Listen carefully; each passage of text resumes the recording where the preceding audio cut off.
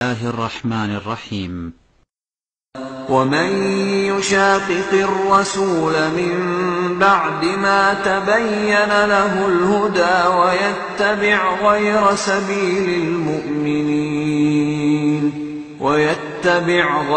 سبيل المؤمنين نوله ما تولى ونصله جهنم وساءت مصيرا.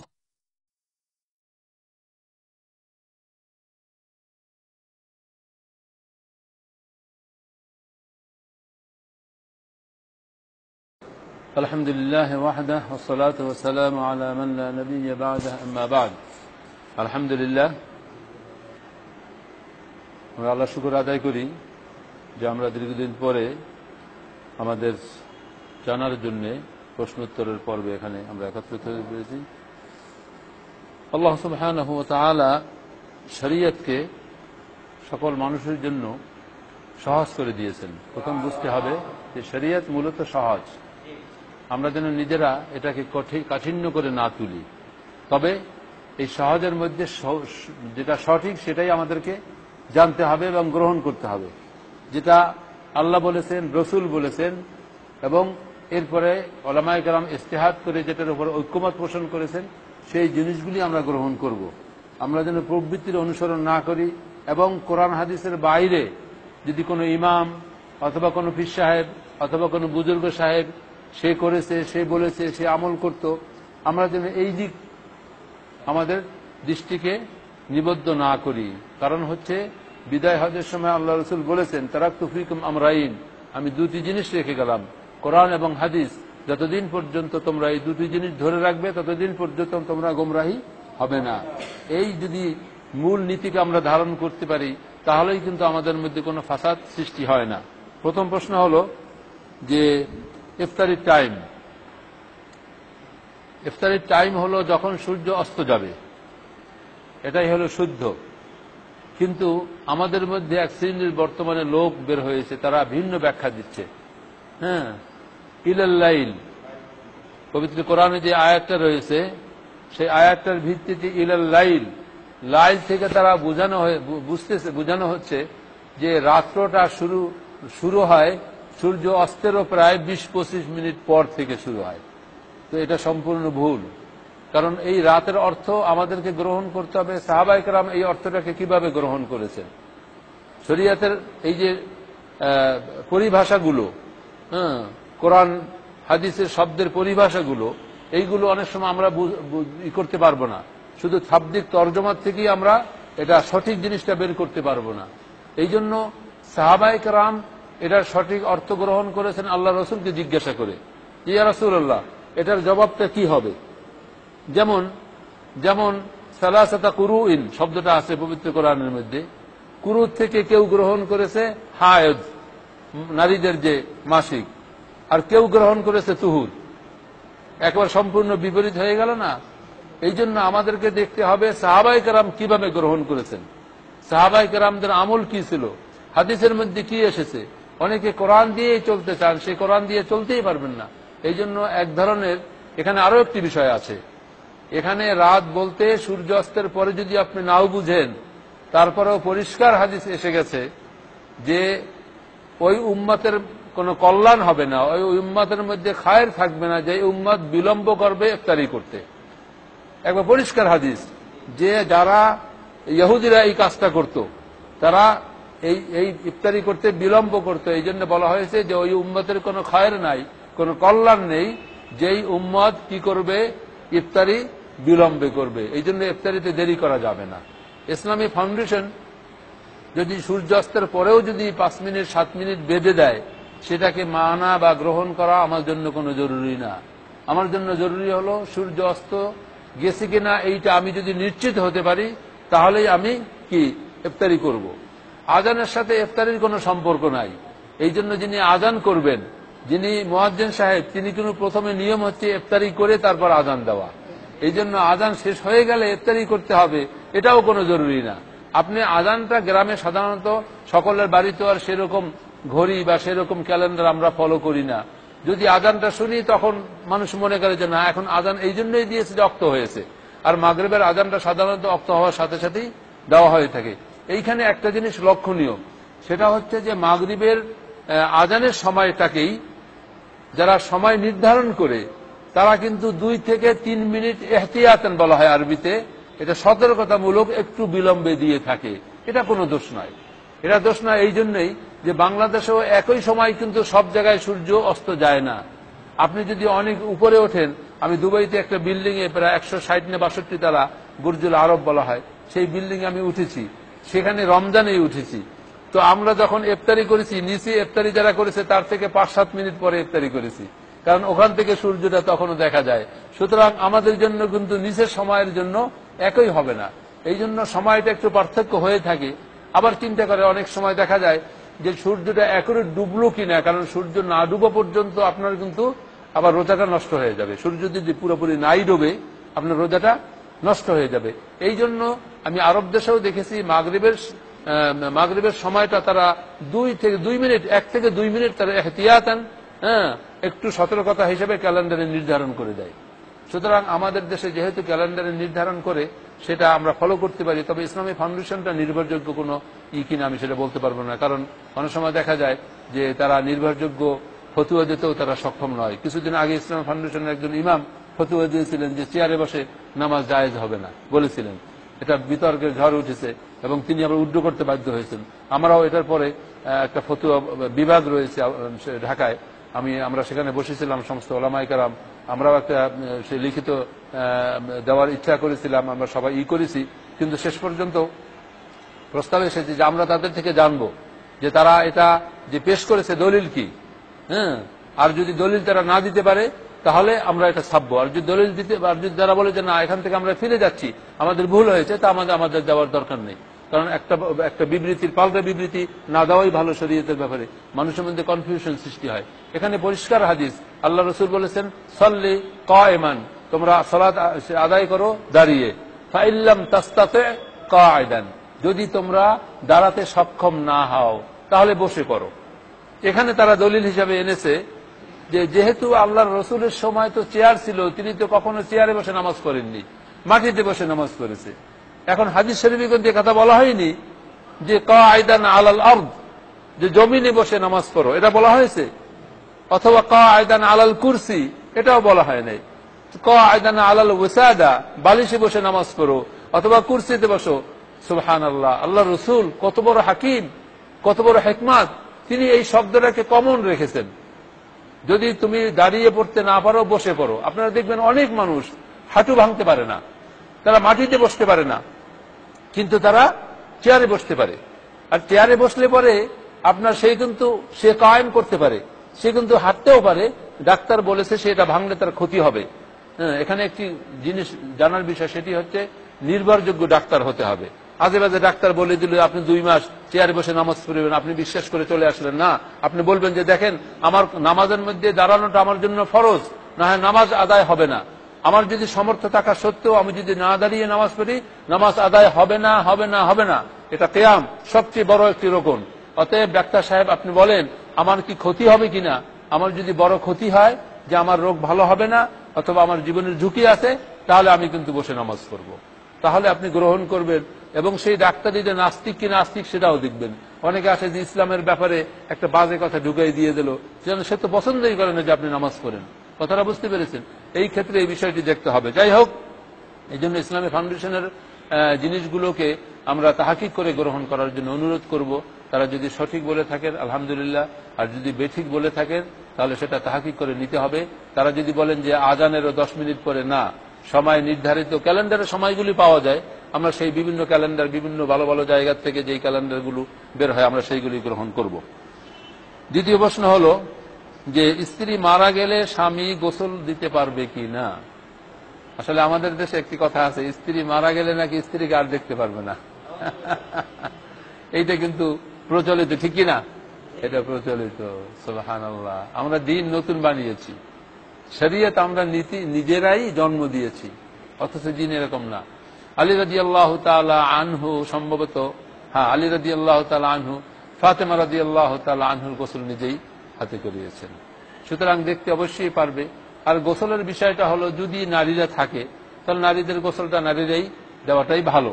আর স্বামী যদি চায় সহযোগিতা করতে পারে, কিন্তু তার ধোয়া, পরিষ্কার পরিচ্ছন্নতা করা, সবকিছু এটা নারীরা করতে পারলেই ভালো। তো কিন্তু জায়েজ আছে, স্বামীর জন্য জায়েজ আছে।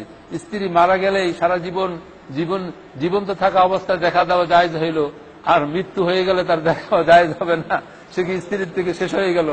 এটা উদ্ধার একটা আমাদের দেশে কোত্থেকে কিভাবে বের করেছে এটা আমার জানা নেই। যাই হোক, স্ত্রী দেখা দিতে পারবে, গোসল করাতে পারবে।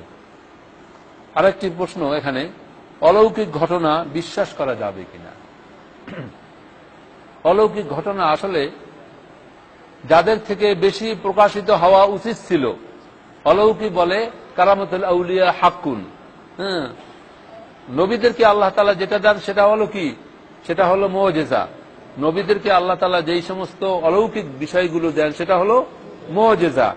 আর ওলিদেরকে, ওলি মানে কি? একজন রিকশাওয়ালা ওলি হতে পারে, যে হাড়ভাঙ্গা পরিশ্রম করে, সেও আল্লাহর কাছে প্রিয় বান্দা হতে পারে। কথাটা বুঝছেন? ওলি মানে একজন পীর সাহেব না, ওলি মানে একজন বড় ইমাম, বড় বুজুর্গ না। ওলি মানে যে কোনো আল্লাহ তাআলার বান্দার জীবনে অলৌকিক ঘটনা ঘটতে পারে, আল্লাহ তাআলা তার মধ্যে তাকে সহযোগিতার জন্য এটা করতে পারে। এটা অনেকের জীবনে ঘটছেও। এটা আপনিও দেখবেন যে আপনার জীবনেও কোনো না কোনো জায়গায় ঘটে গেছে। আপনি যেই জিনিসটা কল্পনাও করতে পারেন না, সেই জিনিসটা হয়ে গেছে, আল্লাহর পক্ষ থেকেই সেটা করে দেওয়া হয়েছে। এখন আমি যেটা বলেছিলাম যে এই জিনিসগুলি যাদের থেকে বেশি প্রকাশিত হওয়া দরকার ছিল, আমরা তাদের থেকে পাই না। কাদের থেকে? নবীর পরে কাদের মর্তবা, কাদের দারাজাত বলুন তো? সাহাবায়ে কেরাম। আমরা এরকম কিন্তু অহরহ ঘটনা ওমর রাদিয়াল্লাহু তাআলা আনহুর জীবনে, আবু বকর রাদিয়াল্লাহু তাআলা আনহুর জীবনে, ওসমান রাদিয়াল্লাহু তাআলা আনহুর জীবনে দেখি না। যে মাটি ধরেছে সোনা হয়ে গেছে, সোনা ধরেছে মাটি হয়ে গেছে, এরকম শুনেছেন কোনো? পাই না। সামান্য কিছু কিছু ঘটনা আছে বিভিন্ন যুদ্ধক্ষেত্রে, বিভিন্ন জায়গায় আল্লাহ তাআলা কিভাবে বিজয় দান করেছেন, কিভাবে সহযোগিতা করেছেন। এক সময় একজন সাহাবী ছিলেন যিনি মুআল্লিম হিসেবে আল্লাহ রাসূল পাঠিয়েছিলেন। শেষ পর্যন্ত ধোঁকা দিয়ে একটা কওমের লোকেরা 10 জন সাহাবীকে পাঠিয়েছিলেন, এবং 10 জন সাহাবীকে পাঠানোর পরে শেষ পর্যন্ত 10 জনকে তারা হত্যা করেছে। সর্বশেষে যাকে হত্যা করেছে আসম, এবং তাকে নেওয়ার জন্য তাকে সেই কুরাইশ বংশের লোকেরা যখন শুনল যে হত্যা হয়ে গেছে, তখন তার গোশতের টুকরা নিয়ে যাওয়ার জন্য, তার রক্ত দেখার জন্য কুরাইশ এসেছিল। তখন আল্লাহ তাআলা মৌমাছি দিয়ে তার লাশকে ঘিরে ফেলেছিলেন, সুবহানাল্লাহ। এবং তারা লাশ নিতে পারে নাই, মৌমাছির কারণে তারা কাছে আসতে পারে নাই। তার লাশকে হেফাজত করেছিলেন আল্লাহ তাআলা মৌমাছি দিয়ে, কারণ তার লাশ নিয়ে তারা বেইজ্জতি করতো, একজন মুসলমানের লাশ নিয়ে বেইজ্জতি করতো। এবং এরা কোন দরজার মুসলমান? আসহাবে রাসূল, যারা রসুলকে সাহায্য করেছিলেন দিন প্রতিষ্ঠার ক্ষেত্রে। সুতরাং আল্লাহ তাআলা তাদেরকে এই লাশকে হেফাজত করেছেন। এটা একটি অলৌকিক ঘটনা। কিন্তু এই সমস্ত ঘটনাগুলি খুব কম পাওয়া যাবে, কম পাওয়া যাবে। কিন্তু আমরা বর্তমান সময় আর এমন এমন ভণ্ড ভণ্ড লোকের, এমন এমন ভণ্ড পীরের এমন এমন অলৌকিক ঘটনা শুনি আমরা, যা মানে আমরা কল্পনাও করা যাবে না। এই সমস্ত জিনিসের উপর বিশ্বাস আনা যাবে না, এই সমস্ত জিনিসের বিশ্বাস আনা যাবে না। তবে কারামতুল আউলিয়া হাক্কুন, এটা যে কোনো কারো ক্ষেত্রে আল্লাহ তাআলা করতে পারেন, এটা কোনো বিষয় নয়। আবার অনেক সময় এই জিনিসগুলি দিয়ে কিন্তু তাদের পুঁজি হিসাবেই করা হয়, এবং এগুলি কিন্তু মার্কেটে ছেড়ে দেওয়া হয় যে অমুক জায়গায় এই ঘটেছে, অমুক পীর সাহেবের এইটা প্রকাশিত হয়েছে, এই অমুক হুজুরের, অমুক বুজুর্গের এটা সে প্রকাশিত হয়েছে। এটা আসলে একটা তাদের পুঁজি, কিন্তু বাস্তবে আসলে খুঁজে দেখবেন না, কিচ্ছু না। এটা শুধু ওই মুখে মুখে একটা বাজারজাত করা হয়েছে। আরেকটি প্রশ্ন হলো যে এক ধরনের নেতা আমরা দেখতে পাই, সুন্দর প্রশ্ন, সেটা হলো যখন মাহফিলে যায় তখন বলে যে এর থেকে আর উত্তম ভালো কোনো কাজ হতে পারে না, অতএব আপনারা মাহফিলে সহযোগিতা করবেন, মাহফিলে দান সদকা করবেন, মাহফিলে আসবেন, সবকিছু। আবার যখন যাত্রার গানে শরীক হয়, মন্দিরে যায়, তখন আবার বলে যে এর মধ্যে দিয়েই আমাদের মুক্তি, এর মধ্যে দিয়ে আমাদের সংস্কৃতি, এর মধ্যে দিয়ে আমাদের ঐতিহ্য, বাঙালিদের ঐতিহ্য আমরা সব ফিরে পাবো। সুতরাং এই ধরনের লোক আসলে মুনাফিক, এই ধরনের লোক এর চরিত্র হলো মুনাফিক। সুতরাং এই ধরনের লোকদেরকে বেশি সম্মানিত না করাই উচিত। এই ধরনের লোকদেরকে কোরআনের মাহফিলে অন্তত সে যদি নিজে চায় সে নিজে এসে শুনে যাক, কিন্তু তাকে স্টেজে বসিয়ে তাকে সম্মান করে তার দিয়ে কিছু বলানো, এটা না করাই উচিত। একটি প্রশ্ন হলো যে কবলাল জুমা বা আদাল জুমা, এটি অনেক পুরানো প্রশ্ন, তাই না? এটা আমাদের জানাই উচিত। কবলাল জুমা বলতে কোনো জুমা নেই, এটা ফিকহির কোনো পরিভাষায় আমরা পাই না। এরপরে হাদিসের মধ্যে তো নেই। আল্লাহ রসুল ঘর থেকে বের হয়েই মেম্বারে আরোহণ করতেন, তাহলে তিনি কবলাল জুমা কোথায় পড়লেন? ঘর থেকে কিন্তু বের হয়ে মসজিদে মেম্বারে আরোহণ করতেন। বাদাল জুমা রয়েছে 2 রাকাত অথবা 4 রাকাত। ঘরে পড়লে কয় রাকাত? 2 রাকাত। হ্যাঁ, ঘরে পড়লে 2 রাকাত, ঘরে পড়লে 4 রাকাত, মসজিদে পড়লে 2 রাকাত। সুতরাং এটা মাশহুর। দেখেন এখানেই দেখেন কয়জন লোক পেলেন, এখানেই দেখেন সব বলে দিল। সুতরাং আমরা এটাই আমল করব। এরপরে যদি জুমার দিনে জুমার মসজিদে এসে কেউ যদি নামাজ পড়তে চান পড়েন, কিন্তু কবলাল জুমা এ ধরনের কোন নিয়ত করে না। নওয়াফিল, সালাতুন নওয়াফিল, তাতাওয়ু, অতিরিক্ত নামাজ, এটা তো যে কোনো সময় এটার জন্য বৈধতা আছে। আপনি প্রথম ঢুকে 2 রাকাত তাহিয়াতুল উযু পড়েন, যেটার দলিল আছে।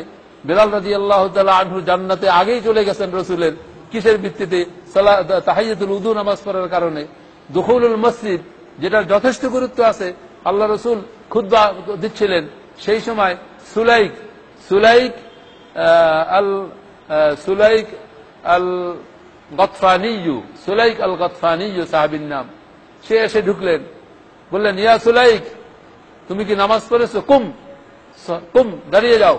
সল্লি রাকাতাইন, তুমি 2 রাকাত হালকা ভাবে, মানে খুব লম্বা করে না, হালকা ভাবে 2 রাকাত নামাজ আদায় করে নাও। এরপর তিনি বললেন, কেউ যদি মসজিদে ঢোকে জুমার দিনে, ওয়াল ইমামু ইয়াখতুবু, এবং ইমাম যদি খুতবা দিতে থাকে, সেই অবস্থায় সে যেন 2 রাকাত নামাজ আদায় করে নেয়। আর কিছু অপরিষ্কার আছে? এখন কেউ বলতে পারে যে তাহলে আল্লাহ রসুল বোধহয় খুতবা শুরু করেন নাই। হ্যাঁ, উনি খুতবা দিচ্ছিলেন। আবার তিনি এটাও বলেন যে কেউ যদি ইযা জা আহাদুকুমুল মসজিদ ইয়াউমুল জুমআতি ওয়াল ইমামু ইয়াখতুবু, যে জুমার দিন কেউ যদি মসজিদে ঢোকে আর ইমাম সে খুতবা দিচ্ছে, ফালিয়ুসাল্লি রাকাতাইন, তার উচিত 2 রাকাত নামাজ পড়ে নেওয়া। তাহলে দুখুলুল মসজিদ, জি,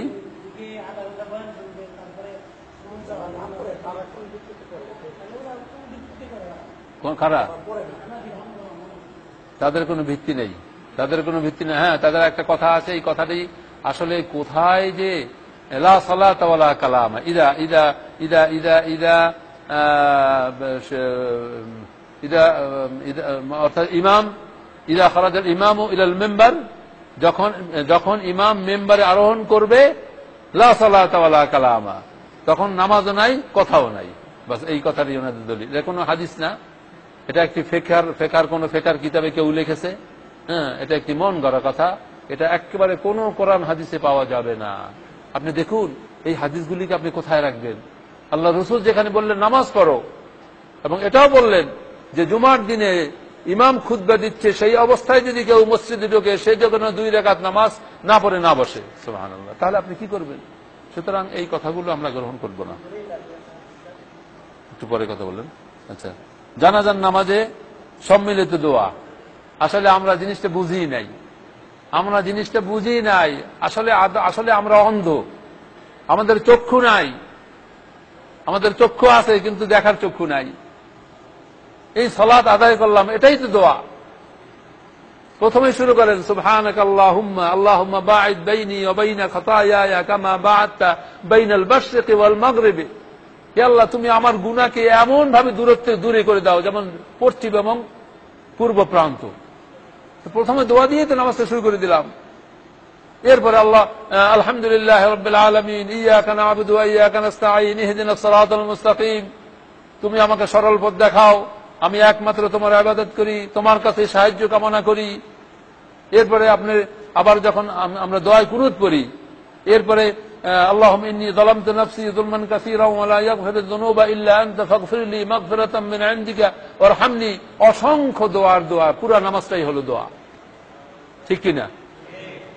এরপরে নামাজের পরে তাসবিহাত, আল্লাহু আকবার, প্রথমেই আস্তাগফিরুল্লাহ আস্তাগফিরুল্লাহ আস্তাগফিরুল্লাহ, আল্লাহুম্মা আনতাস সালাম ওয়া মিনকাস সালাম, তাবারাকতা ইয়া যাল জালালি ওয়াল ইকরাম, লা ইলাহা ইল্লাল্লাহ ওয়াহদাহু লা শারীকা লাহু লাহুল মুলকু ওয়া লাহুল হামদু ওয়া হুয়া আলা কুল্লি শাইইন কাদির লা হাওলা ওয়া লা কুওয়াতা ইল্লা বিল্লাহ লা ইলাহা ইল্লাল্লাহ ওয়া লা না'বুদু ইল্লা ইয়্যাহু লাহুন নি'মাতু ওয়া লাহুল ফাদলু ওয়া লাহুস সানাউল হাসান লা ইলাহা ইল্লাল্লাহ মুখলিসিনা লাহুদ-দীন ওয়া লাউ কারিহাল কাফিরুন আল্লাহুম্মা লা মানি'a লিমা আ'তাইতা ওয়া লা মু'তিয়া লিমা মানা'তা ওয়া লা ইয়ানফা'ু যাল জাদ্দ মিনকাল জাদ্দ।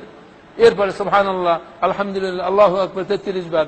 আয়াতুল কুরসি, আয়াতুল কুরসির ব্যাপারে বলা হয়েছে কেউ যদি 5 ওয়াক্ত ফরজ নামাজের পরে আয়াতুল কুরসি পড়ে তার জান্নাতে যাওয়ার মধ্যে দূরত্ব হলো মৃত্যু। সুবহানাল্লাহ, মৃত্যু হলেই তার জান্নাত। এত ফজিলত রয়েছে। আর আমরা কি সুন্দর, আসসালামু আলাইকুম ওয়া রাহমাতুল্লাহ, আসসালামু আলাইকুম ওয়া রাহমাতুল্লাহ, আল্লাহুম্মা আমিন বিরহমাতিকা ইয়া আরহামার রাহিমিন। শেষ, সব শেষ করে দিলাম। একটা দলিল বের কর না, আসলে প্রশ্ন উত্তরের সময় প্রশ্ন হয় না। একটা দলিল দেখান তো। আল্লাহ রসুল সমস্ত ওয়াক্তগুলি তিনি নামাজ পড়াতেন। তার 23 বছর নবুয়তের জিন্দেগিতে মাত্র 21 ওয়াক্ত নামাজ তিনি পড়াতে পারেননি। আবু বকর রাদিয়াল্লাহু তাআলা আনহু পড়িয়েছেন। 23 বছর জিন্দেগিতে যেই ব্যক্তি 5 ওয়াক্ত নামাজ মসজিদে নববীতে পড়িয়েছেন, এবং এখান থেকেই তো মূলত নামাজ, তিনি যদি একদিনের জন্য যদি 5 ওয়াক্ত নামাজের পরে এই ফরজ সালাতের পরে আসসালামু আলাইকুম ওয়া রাহমাতুল্লাহ, আসসালামু আলাইকুম ওয়া রাহমাতুল্লাহ এভাবে যদি দোয়া করতেন সাহাবীদেরকে নিয়ে, শত শত হাদিস এগুলি আমরা পাইতাম কিনা? একটা যদি সহিহ হাদিস তো দূরের কথা, হাসান, গরীব, জাল হাদিসও নাই। মজার ব্যাপার হলো জাল হাদিসও নাই। কিন্তু আমাদের সমাজের অবস্থা হলো, আপনি যদি কোনো মসজিদে আপনি তাআদিল আরকান, যেই তাআদিল আরকান মানে খুব ধীর স্থির ভাবে নামাজ আদায় করা, রুকু সেজদা গুলো যথাযথভাবে আদায় করা, এটা বলে তাআদিল আরকান। সমস্ত ইমামদের নিকটে এটা ফরজ। এটা যদি কেউ ভঙ্গ করে তার নামাজ হবে না। একজন সাহাবী এসে মসজিদে নববীতে ঢুকে 2 রাকাত নামাজ পড়ে আল্লাহ রাসূলকে সালাম দিয়েছিলেন। আল্লাহ রাসূল সালামের জবাব দিয়ে বললেন যে কুম সল্লি ফাইন্নাকা লাম তুসাল্লি, তুমি আবার চলে যাও, এরজা সল্লি ফাইন্নাকা লাম তুসাল্লি, তুমি ফিরে যাও, তুমি নামাজ পড়ো, তুমি নামাজ পড়ো নাই।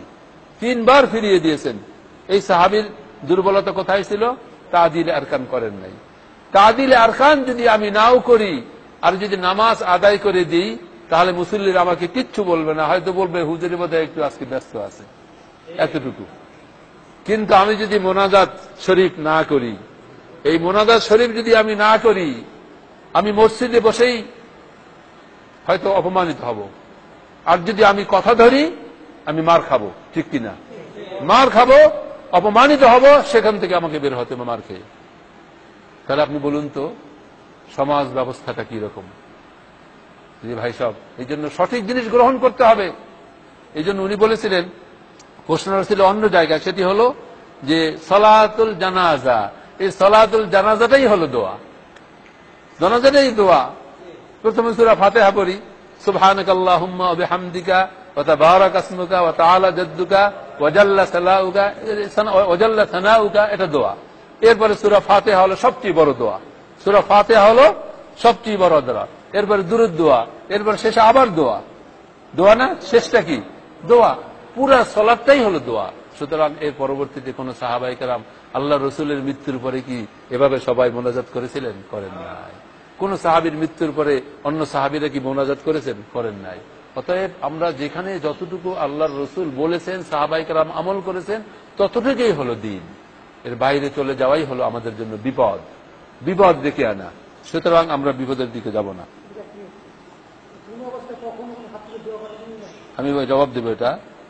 এরপরে বিভিন্ন মজলিসে দোয়া এবং হাত তুলে দোয়া, এটার বৈধতা আছে কি না? আসলে দোয়াটার শব্দ হলো মোনাজাত। মোনাজাত হলো আল্লাহ তাআলার সাথে একাকিত্বে বলা। আল্লাহ রসুলের কাছে সাহাবায়ে কেরাম বলেছেন, ইয়া রাসূলুল্লাহ, এই বিপদ হয়েছে, আপনি আমার জন্য দোয়া করুন। আল্লাহ রসুল হাত তুলেছেন, দোয়া করেছেন তার জন্য। আল্লাহ রসুল সাহাবীদেরকে নিয়ে কখনো এভাবে বাজামাত মোনাজাত করেননি। যদি এটা করতেন তাহলে অবশ্যই তিনি কোথায় করতেন? বিদায় হজের সময় করতেন। 1,00,000 সাহাবী, 1,24,000 সাহাবী এবং দিনটা কি, কোন দিন? আরাফার দিন। পৃথিবীর মধ্যে 360টি দিনের মধ্যে সর্বোত্তম দিন হিসাবে ঘোষিত হয়েছে হাদিস শরীফে আরাফার দিন। কথাটা বুঝতে পেরেছেন? যেই দিন শয়তানের চেহারা লাল হয়ে যায়, কালো হয়ে যায়, সে মায়ুস হয়ে যায় যে আমার উদ্দেশ্য হলো যে তাগুদের অনুসরণ করা, কিন্তু আজকে সমস্ত মানুষ পৃথিবীর সমস্ত আনাসে কানাস থেকে সবাই সেই বাইতুল্লাহর দিকে যাচ্ছে। লাব্বাইক আল্লাহুম্মা লাব্বাইক, লাব্বাইক লা শারীকা লাকা লাব্বাইক, ইন্নাল হামদা ওয়ান নি'মাতা লাকা ওয়াল মুলক লা শারীকা লাক। আল্লাহ তাআলার ওয়াহদানিয়ত প্রকাশ করতে করতে সে আল্লাহর ঘরের দিকে যাচ্ছে। সেদিন শয়তান একবারে নিরাশা হয়ে যায়। আল্লাহ তাআলার কাছে সেই দিন সবচেয়ে বেশি প্রিয়, এবং এই পৃথিবীতে আকাশের নিচে আল্লাহর রাসূলের পরে সবচেয়ে যারা উন্নত মানের মানুষ, আল্লাহর কাছে সবচেয়ে প্রিয় বান্দা আসহাবে রাসূল সাল্লাল্লাহু আলাইহি সাল্লাম। সেই সাহাবীদেরকে নিয়ে খুতবা আরোহণ করলেন, নামাজ পড়লেন, সকলকে নিয়ে এভাবে যদি মোনাজাত করতেন। আল্লাহু আকবার। এই হাদিসটা কিভাবে আসতে বলুন তো? কিভাবে আসতে বলুন তো? হাজার হাজার, শত শত সাহাবায়ে কেরাম, হাজার হাজার সাহাবায়ে কেরাম, যেখানে রফিয়াদাইনের হাদিসেই বলা হয়েছে প্রায় 400 থেকে 500 হাদিস এসেছে রফিয়াদাইনের পক্ষে। তাহলে এই হাদিসটি আর লুকানোর সুযোগ থাকতো কেন? আমরা কেন এই জায়গা থেকে গ্রহণ করি না? এই জন্য মোনাজাতটা হাত তুলে জায়েজ আছে নিজের জন্য। হাদিস শরীফে এসেছে যে বান্দা যখন হাত তুলে তখন আল্লাহ তাআলা শর্মিন্দায়, লজ্জা পায় তার হাতকে ফিরিয়ে দিতে। সুবহানাল্লাহ। বান্দাকে খালি হাত ফিরিয়ে দিতে আল্লাহ লজ্জা বোধ করেন। এই জন্য বান্দা হাত তুলবে, কিন্তু একাকি তুলবে, তার জন্য তুলবে। আপনি সম্মিলিত এরকম কোন দলিল আমরা পাই না। এই জন্য দেখুন মোনাজাতের নিয়মটাও আল্লাহ তাআলা উদাহরণ পেশ করেছেন পবিত্র কোরআনের মধ্যে, সূরা মারিয়ামের মধ্যে। কাফ হা ইয়া আইন সাদ যিকরু রাহমাতি রাব্বিকা আবদাহু যাকারিয়া ইয নাদা রাব্বাহু নিদাআন খাফিয়া। সুবহানাল্লাহ। যিকরু রাহমাতি রাব্বিকা আবদাহু যাকারিয়া, যে বান্দা যাকারিয়া তার রবকে ডেকেছিল কিভাবে? ইয নাদা রাব্বাহু নিদাআন খাফিয়া, সে গোপনে ডেকেছিল তার রবকে। আমরা যে চিল্লায় চিল্লায় আকাশ বাতাস প্রকম্পিত করে তুলি জিকিরে, কই পাইছেন এগুলি? যাকারিয়া আলাইহিস সালাতু ওয়াস সালাম যে আল্লাহ তাআলার কাছে গোপনে ডেকেছিল, কি বলেছিল? ক্বালা রাব্বি ইন্নী ওয়াহানাল আযমু মিন্নী ওয়াশতাআলার রাসু শাইবা, আমার হাড্ডি নিস্তেজ হয়ে গেছে, চুল পেকে গেছে, আমার স্ত্রী বন্ধা হয়ে গেছে, কিন্তু আমার তো পিছনে কোনো সন্তানাদি নাই, আমার যে বংশ, আমার ঔরস যে দিয়ে রাখবে তার কোনো লোক নেই, হে আল্লাহ আমাকে একটি সন্তান দান করো। এই কথাটা তিনি চেয়েছিলেন গোপনে। আল্লাহ তাআলার কাছে পছন্দ হয়েছে বিদায় কোরআনের মধ্যে তিনি কোট করে দিয়েছেন আমাদের জন্য। সুবহানাল্লাহ। তাহলে আমরা আল্লাহ তাআলার কাছে একাকিত্বে চাবো, একাকিত্বে হাত উত্তোলন করতে পারবো। আল্লাহ রাসূল হাত উত্তোলন করেছে, বদরের যুদ্ধের আগে তিনি হাত উত্তোলন করেছে, বৃষ্টির সময় তিনি হাত উত্তোলন করেছেন। এই জিনিসটা দেখা গেছে তার, এটা তার জন্য তিনি হাত উত্তোলন করেছেন। কিন্তু সমস্ত সাহাবীদেরকে নিয়ে এভাবে বাজামাত মোনাজাতের কোনো দলিল আমাদের মধ্যে নেই। আমাদের কাছে যেটা প্রচলিত সেইটা হলো উল্টাটা। কথাটা বুঝছেন? এই জন্য আমরা হাত উত্তোলন করব, একাকী মোনাজাত করতে পারবো। সেটা মসজিদেও করতে পারেন, ঘরে বসেও করতে পারেন। আপনি আপনার চাওয়া আপনি চাইবেন, অন্যের কাছে অন্য আমারটা চাইবে কেন? আমি আমারটা চাইবো, আমি আমারটা চাইবো, এটা জায়েজ আছে। এখানে বলা হয়েছে শার্ট প্যান্ট পরা জায়েজ আছে কিনা। শার্ট প্যান্ট পরা অবশ্যই জায়েজ, পোশাকের জন্য কোনো নির্ধারিত এরকম কোনো নেই। তবে লিবাসুত তাকওয়ার মধ্যে বলা হয়েছে এমন পোশাক পরিধান না করা যেই পোশাক থেকে নিজের ভিতরের অঙ্গ প্রত্যঙ্গ কিছু প্রদর্শিত হয়, দেখা যায়, এটা লিবাসুত তাকওয়ার পরিপন্থী।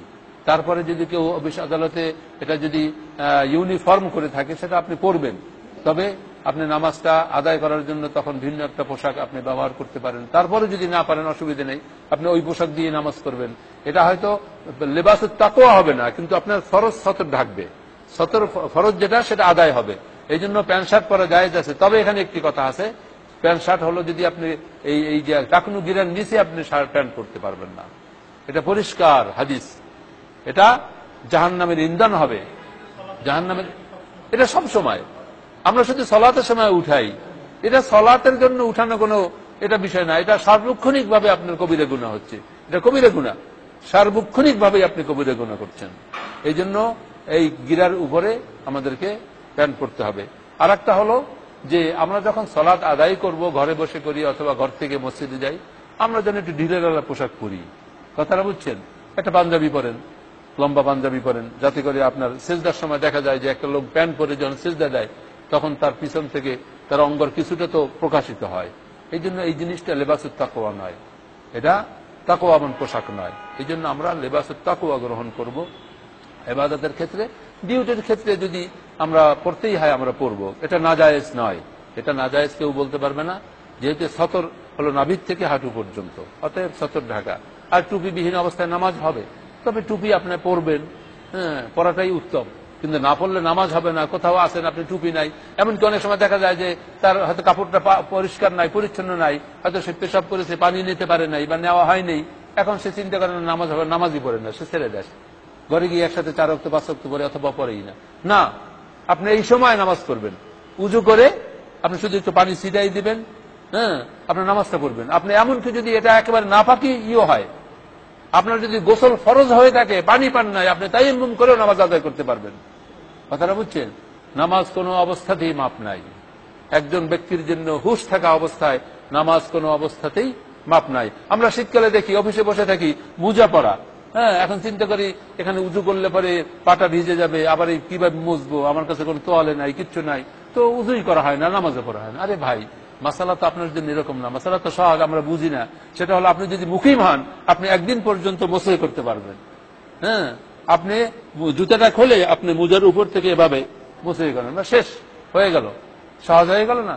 সহজ হয়ে গেল। তবে শর্ত হলো আপনি প্রথম যখন মোজাটা পরবেন তখন উজু করে নেবেন, উজু করে নেবেন। আচ্ছা, এখানে আরেকটি প্রশ্ন আসছে, সুন্দর প্রশ্ন। বিশ্বব্যাপী জুমা একই দিনে হয়, কিন্তু ঈদ রোজা একই দিনে আমরা করি না কেন? এখানে জুমার ব্যাপারে দিন কি নির্ধারণ করা হয়েছে, ইয়াউমুল জুমা। আর রোজা এবং ঈদের সাথে চাঁদের সম্পর্ক করা হয়েছে। হ্যাঁ, সুমু, তোমরা চাঁদ দেখে রোজা রাখো, চাঁদ দেখে রোজা ভাঙো। এই জন্য এটা যেহেতু চাঁদের সাথে সম্পৃক্ত, সেহেতু এটা চাঁদ দেখেই করতে হবে, চাঁদ দেখেই ভাঙতে হবে। কেউ কেউ কোন কোন ওলামায়ে কেরাম, মুজতাহিদ, ইমাম ইবনুল কাইয়্যিমের মত আছে যে বিশ্বের একটা জায়গা থেকে যদি এলান হয়ে যায়, এখন তো গ্লোবাল, এটাকে কি বলে, এটাকে ভিলেজ বলা হয়, এখন তো মুঠের মধ্যে এসে গেছে।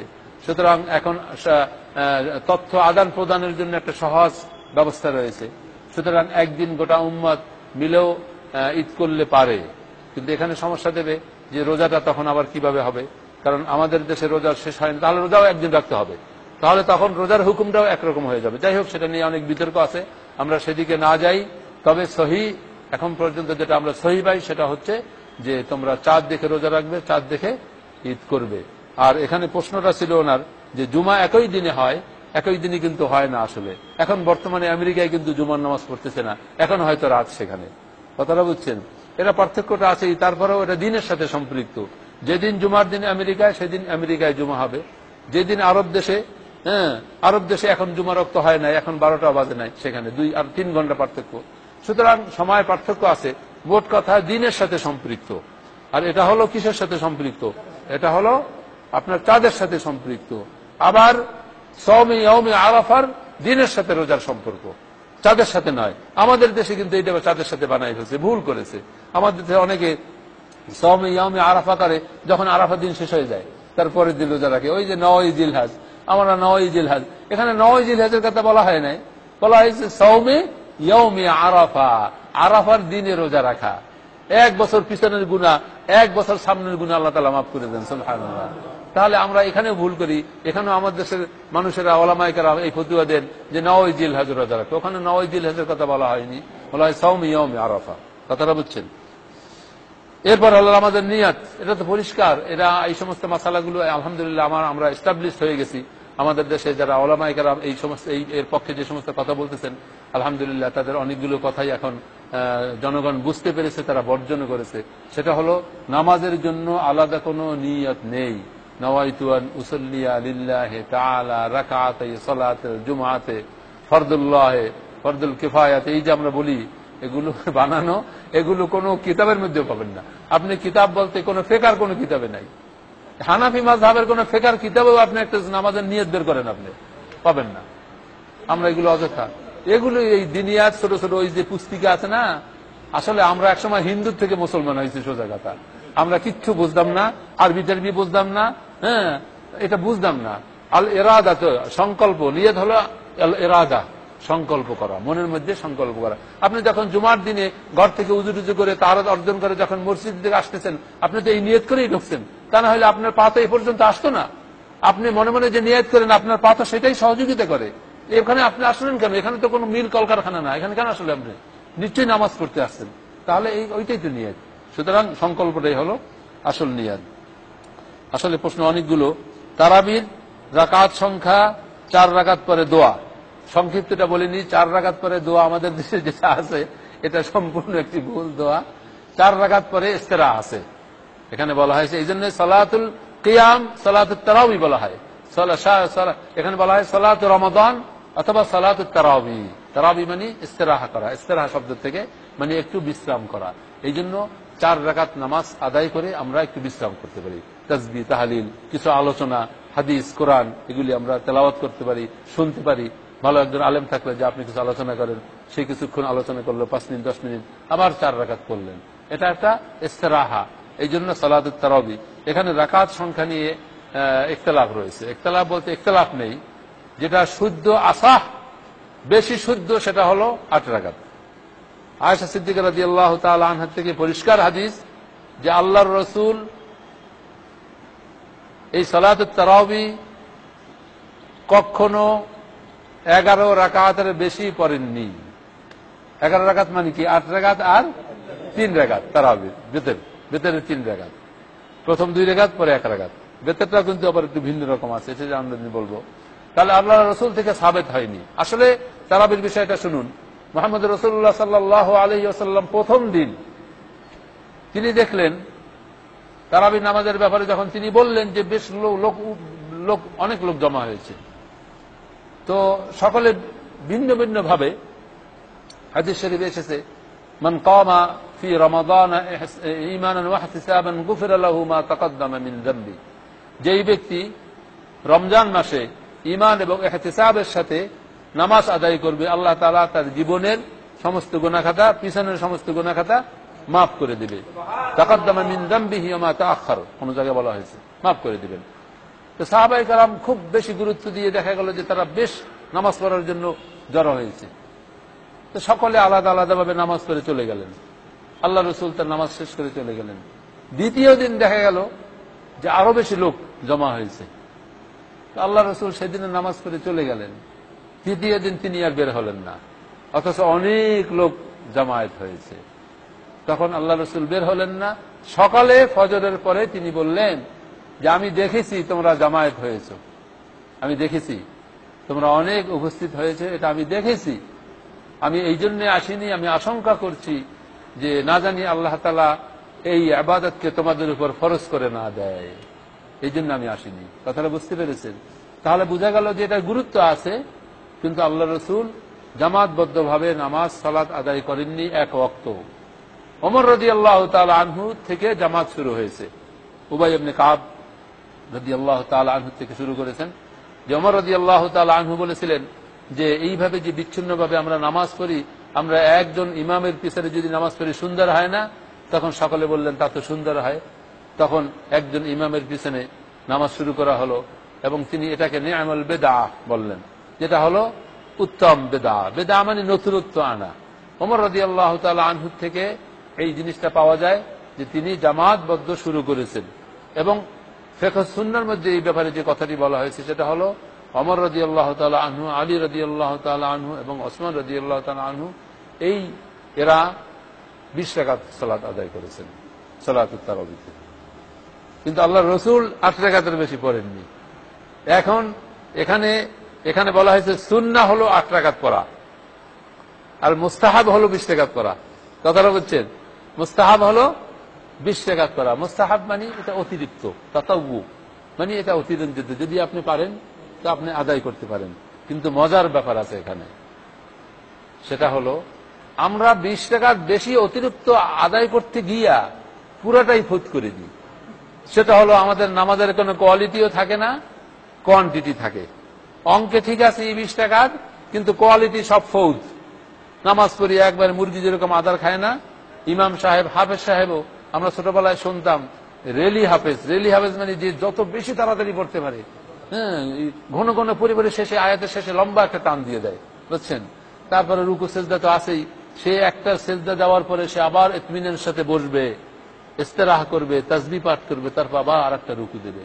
আপনি এরকম যদি 2 রাকাত নামাজ আদায় করেন, ওই 20 রাকাত থেকে অনেক উত্তম। কথাটা বুঝতে পেরেছেন? এই জন্য আহলে হাদিসের ভাইরা বর্তমানে এটার উপর খুব গুরুত্ব দেয়। তার কারণ আছে, যারা এই 20 রাকাত নামাজ আমরা আদায় করি, তাদের মধ্যে নামাজের কোন কোয়ালিটির ব্যাপারে কোনো তোয়াক্কা নাই, শুধু সংখ্যা হিসাব করি। আহলে হাদিসের বাইরে বলে কেন 8 রাকাত পড়বো, আল্লাহ রাসূল 8 রাকাত পড়েছে, কিন্তু মানসম্মত করবো সেটা। আপনি যদি আবু বকর ওমর রাদিয়াল্লাহু তাআলা আনহুর মতো মানসম্মত করতে পারেন, 20 রাকাত পড়েন, কিন্তু আপনি পারবেন না। ওনারা 1 রাকাতে সূরা বাকারা শেষ করে দিতেন, 2 রাকাতে সূরা বাকারা শেষ করে দিতেন, আধা পড়া 1 পড়া পড়তেন 1 রাকাতে। দাঁড়াবেন আপনি? ওনারা সেজদায় চলে গেলে পাখি তার পিঠে বসতো, পাখি পিঠে বসতো, আপনি পড়বেন? তাহলে শুধু সংখ্যা বাড়াই লাভ কি? এই জন্য আল্লাহ রসুল যেটা করেছে আমরা সেটাই করি। কথাটা বুঝছেন? তবে এখানে একটি বিষয় আমি বলবো, সেটা হলো কোন মসজিদে যদি 20 রাকাত হয় আর নামাজটা যদি সুন্দর করে আদায় করে আপনি 20 রাকাত পড়েন, ইমামের সাথে বেতেরটা শেষ করে আসেন। কারণ বেতের ইমামের সাথে পড়লে পরে হাদিসে এসেছে যে পুরা রাত্র নামাজের সওয়াব পাওয়া যাবে, সুতরাং সেটা পড়েন। আবার যদি কোনো জায়গায় 8 রাকাত পড়ে, আপনি 8 রাকাত পরেই ইমামের দিকে পাছা ঘুরে বেরিয়ে চলে আসেন না। কথাটা বুঝছেন? আপনি ইমামের সাথে বেতেরটা পড়ে আসেন। আপনার যদি মনে চায় আপনি ঘরে গিয়ে আপনি আরো 12 রাকাত, 14 রাকাত, 20 রাকাত, 100 রাকাত করেন, কোনো আপত্তি নাই। কিন্তু যেখানে 8 রাকাত হয় সেখানে আপনি 8 রাকাত ইমামের সাথে শেষ করেন। আপনি ইমাম নিয়োগ দিয়েছেন ইমামের সাথে শেষ করার জন্য। এই ক্ষেত্রে আমরা যেন কোনো এটা নিয়ে বাড়াবাড়ি না করি, কারণ ঐক্যটা হলো আমাদের জন্য বেশি ফরজ। আপনি 8 রাকাত পরে আসলে সেটা আপনি পড়তে পারেন, যেহেতু আল্লাহ রসুল থেকে হাদিস আছে, এটা আপনি পড়তে পারেন, এটা কোনো অসুবিধা নাই। কিন্তু কেউ না পড়ে তাকে নিষেধ করতে পারবেন না। আবার কেউ যদি বেশি পড়ে তাকেও নিষেধ করা যাবে না। এখানে বিষয়টি হলো আবু বকর, ওমর, ওসমান তারা কিন্তু 20 রাকাত করেছেন। এটা হাদিস, এটা বিভিন্ন সূত্র থেকে পাওয়া যায়। এবং সাহাবীদের কথা, কাজ, আমলটাও কিন্তু সুন্নাত, এটাও সুন্নাত। সুতরাং আমরা এখানে কোয়ালিটি নষ্ট হয়ে যাচ্ছে, এই জন্য এই সকল ভাইরা, আহলে হাদিস ভাইরা 8 রাকাতের উপর খুব গুরুত্ব আরোপ করছেন। সুতরাং আমি মনে করি যে আপনারা কোয়ালিটি রক্ষা করে 8 রাকাত পড়াটাই উত্তম। আমি মনে করি, কথাটা বুঝছেন, কোয়ালিটি রক্ষা করে 8 রাকাত পড়াটাই উত্তম। সর্বশেষ প্রশ্ন হলো যে এক ব্যক্তি নামাজ 2 রাকাত আদায় করে মসজিদ থেকে বের হয়ে গেছেন, 3 রাকাত আদায় করে মসজিদ থেকে বের হয়ে গেছে, নামাজ শেষ হয়ে গেছে মোটামুটি। এরপরে আবার যখন মুসল্লিরা বলেছেন যে না ইমাম সাহেব নামাজটা কিন্তু পরিপূর্ণ হয় নাই, এবং যখন সকল মুসল্লি বলেছেন তখন তিনি নিশ্চিত হয়েছেন। নিশ্চিত হওয়ার পরে তিনি আবার ফিরে এসে 1 রাকাত নামাজ পড়ে সালাম ফিরায় সজদা দিয়েছেন। অবশ্যই সজদা দেন নাই, তো যাই হোক, সজদা না দিলেও কোনো অসুবিধা হবে না। তো এক্ষেত্রে নামাজ হয়ে গেছে। কারণ মুহাম্মদ রাসূলুল্লাহ সাল্লাল্লাহু আলাইহি ওয়াসাল্লামের জীবনে এমন একটি ঘটনা আমরা পাই, তিনি নামাজ পড়ে বের হয়ে গেছেন, মসজিদের একবারে বারান্দায় অথবা আঙ্গিনায় চলে গেছেন। তো এই অবস্থায় একজন সাহাবী বললেন, ইয়া রাসূলুল্লাহ, নামাজ তো কম হয়েছে, নামাজ কি কম করে ফরজ করা হয়েছে নাকি না, কি কেমন কি হলো? তখন আল্লাহ রাসূল ফিরে এসে আবার ওই রাকাত, একজন সাহাবী আছে যুলিয়াদাইন, তার নাম যুলিয়াদাইন, অর্থাৎ অন্যান্য সাহাবায়ে কেরাম, আল্লাহু আকবার, চিন্তা করে দেখুন, আবু বকর, ওসমান রাদিয়াল্লাহু তাআলা আনহু আল্লাহ রসুলের সবচেয়ে বেশি কাছের লোক না? ওনারা পর্যন্ত আল্লাহ রসুল যদি কোনো ব্যতিক্রম কিছু করতেন ওনারা সাহস পাইতেন না, জিজ্ঞেস করতেন, ইয়া রাসূলুল্লাহ, আগে তো এইটা করছেন, এখন এইটা করলেন কেন?